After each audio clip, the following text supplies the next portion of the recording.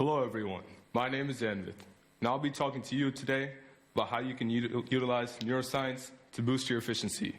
But first, let me tell you a story about John.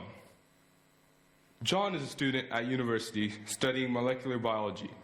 He comes home after a tiring day of lectures, ready to review the remainder of his 300 topics before the exam on the next day. Despite the crunch in time, he realizes one thing. He has not studied for this test before, not even once. Just imagine how strenuous that might be. 300 different terms that are complex, unique, and difficult to visualize. Despite this difficulty, he starts loading all the terms into his head, one by one. What this effectively does is it loads all the terms into his short-term memory. You may wonder why it doesn't go into the long-term memory instead.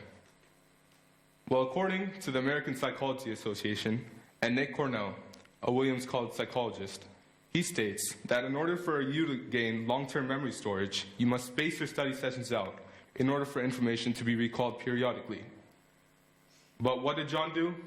He sat down the night before the test and crammed till failure. Quite the opposite of what you want to be doing. Either way, he studies for the next hour or so, reviewing the remainder of his topics as he finally tires himself out and goes to sleep. The next morning, he wakes up, enters the college room, sits the test, and that's over.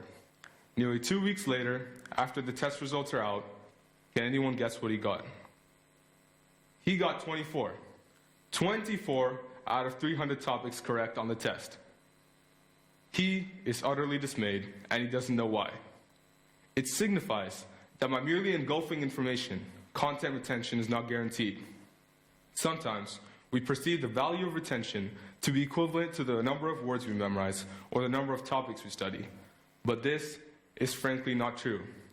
And remember how short-term memory lasts for only 15 to 30 seconds and how you must space your study sessions out in order for information to be recalled periodically? John didn't do anything. He sat down the night before the test and crammed till failure, letting none of the terms that he learned sink into his memory. That's why he scored so low. Now, back to reality. You may be wondering, what's my purpose behind this little anecdote? Well, back when I was in the middle school, I had brief periods of John-like experience.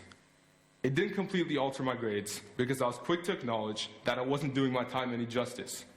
It was this feeling that in order to achieve success in the coming years, I had to build the foundation for efficiency from the ground up instead of doing so under the stress of rigorous coursework. That's where I started. I strived to become the best possible student I could be and also walking towards a lifestyle of mental well-being and maximum efficiency. That's how I started. Let me elaborate on how I did it. I embarked on a mission to investigate how the brain works, starting from neuroscience, as I realized it was the best possible way to cognitively change yourself instead of manipulating your mindset with tangible physical things, though those would have worked as well. I started with neuroscience as it was very easy to develop over a long period of time and also easy to use as well. But then, over the course of grades 7 to 8, I developed a numerous numbers of techniques and started using a lot of them. For example, time blocking. Time blocking is a modified version of the Pomodoro Technique, which, according to Dr. Anand, she writes for the National Institute of Child Health and Human Development, claiming that the idea of the Pomodoro Technique is to break down large work periods into smaller ones, which you could then use to encourage focused periods of work. Or something even like the Feynman technique, where you would break down a really, really complex subject, like, say, quantum physics or quantum mechanics, into little things that you can naturally process bit by bit.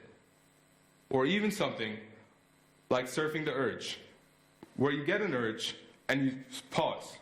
You stop, think about what the urge is doing to your body, and then act on it.